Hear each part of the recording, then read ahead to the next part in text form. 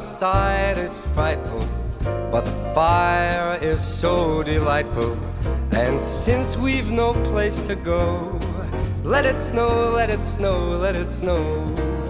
It doesn't show signs of stopping, and I've brought some corn for popping.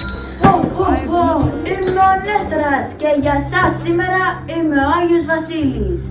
Και από εδώ είναι η βοηθή μου, οι φίλοι μου, τα εξωτικά μου. Βοηθή μου, οι φίλοι μου, βοηθή μου, πού είναι η βοηθή μου?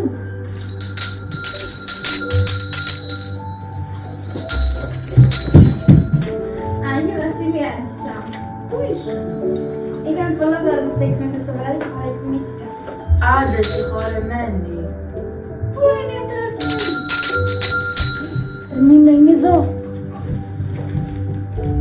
Συγγνώμη και Βασίλη που αργήσαμε. Βοηθούσα σε τώρα. Και παρακοιμηθήκαμε. Άντε συγχωρεμένη. Τώρα πρέπει να πούμε την ιστορία που περνάνε τα παιδιά. Ποια ιστορία? Το Polar Express. The Polar Express!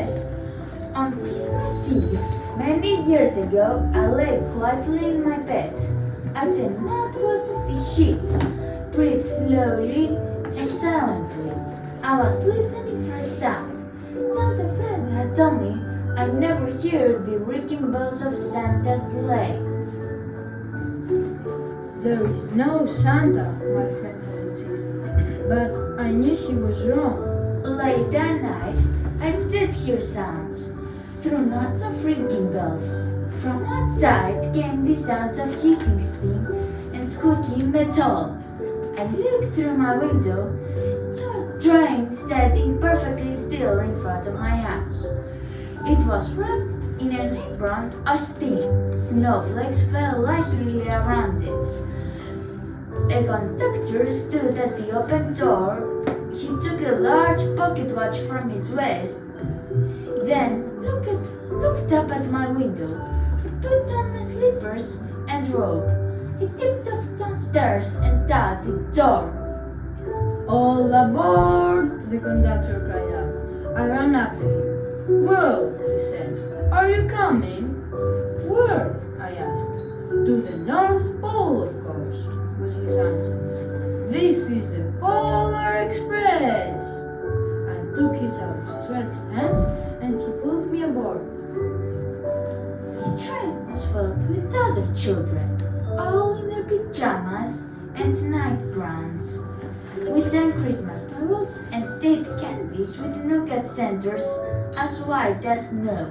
We drank hot cocoa as thick as red jasmine chocolate bars. Outside, the lights of towns and villages flickered in the distance as the Polar Express raced northward. Soon there were no more lights to be seen. We traveled through cold dark forests where lean wolves roam, and wild kicked from our train as it thundered through the quiet wilderness. We climbed mountains so high it seemed that we would scrape the moon, but the Polar Express never slowed down. Faster and faster we ran along, rolling over peaks and through valleys like a car on a roller coaster.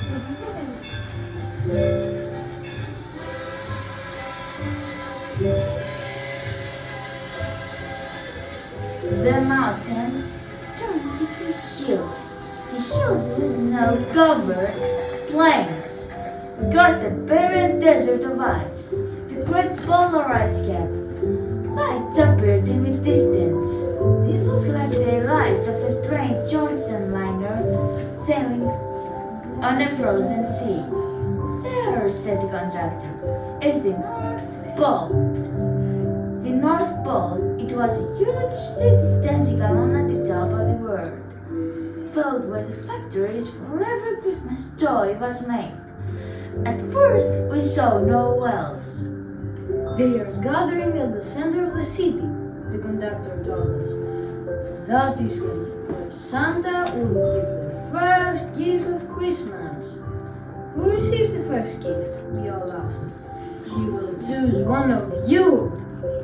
Look, shouted one of the children. The elves! Outside, we saw hundreds of elves. As our train drew closer to the center of the North Pole, we slowed to a crawl. So crowded were the streets boys could go no farther, we stopped and the conductor led us outside. We pressed through the crowd to the edge of a large open circle. In front of us stood Santa's sleigh. The reindeer were excited. They pranced and paced, ringing the silver sleigh bells that hung from their harness. It was a magical sound like nothing I'd ever heard. Across the circle, the elves moved apart. Santa Claus appeared. The elves cheered wildly. He marched over to us and pointed to me. He said, "Let's have this fellow here." He jumped into his sleigh. The conductor handed me up, sat on Santa's knee, and he asked, "Now, what would you like for Christmas?" I know that I could have any gift I could imagine, but the thing I wanted most for Christmas was not inside Santa's giant bag. What I wanted more than anything was one silver bird from Santa's sleigh. When I asked, Santa smiled. Then he gave me a hug and talked to an elf to cut a bell from reindeer's harness. The elf tossed it out to Santa. He stood holding the bell high above him, called out, "The first gift of Christmas!" Santa handed the bell to me. I put it in my bathrobe pocket.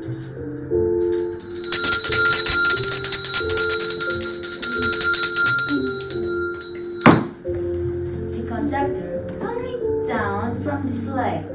Santa shouted out the reindeer's names and cracked his whip. His team charged forward, climbed into the air. Santa's circle was above us, then disappeared in the cold, dark polar sky. As soon as we back inside the Polar Express, the other children asked to see the bell. I reached into my pocket, but the only thing I felt was a hole. I had lost the silver bird from Santa Claus' sleigh. "Let's hurry outside and look for it," one of the children said. But the train gave Santa Ξέρετε που είναι το κουδουνάκι μου? Όχι, δεν το είδα.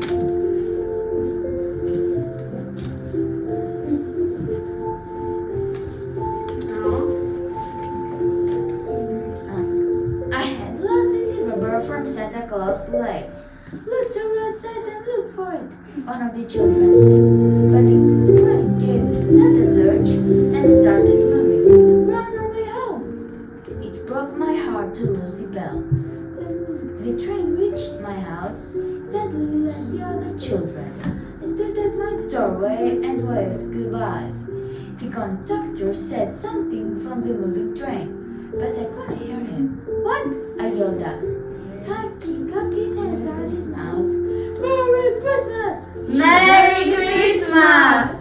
He shouted. The Polar Express let out a loud blast from its whistle and sped away. On Christmas morning, my little sister Sarah and opened our presents. When it looked as if everything had been unwrapped, Sarah found one small box behind the tree. It had my name on.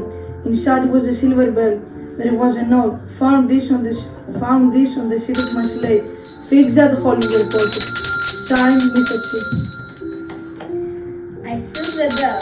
It made the most beautiful sound my sister and I have ever heard. But my mother said, "Oh, that's too bad."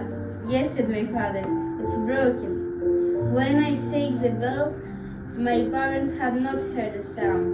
At one time, most of my friends could hear the bell, but as years passed, it fell silent for all of them. Even Sarah found one Christmas that she could no longer hear its sweet sound. Now I've grown old. The bell still rings for me, as it does for all who truly believe.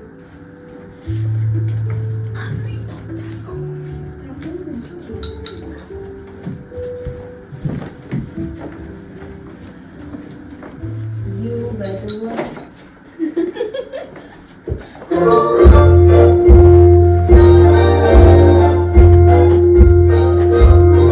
You better watch out. You better not cry, you better not pout, I'll tell you why.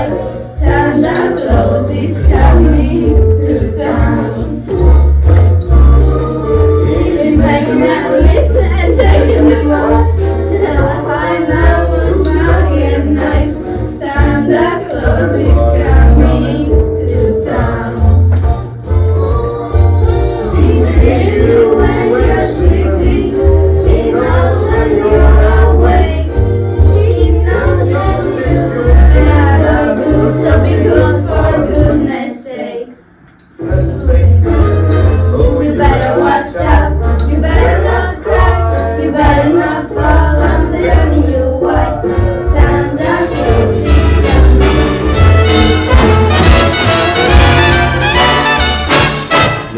watch out.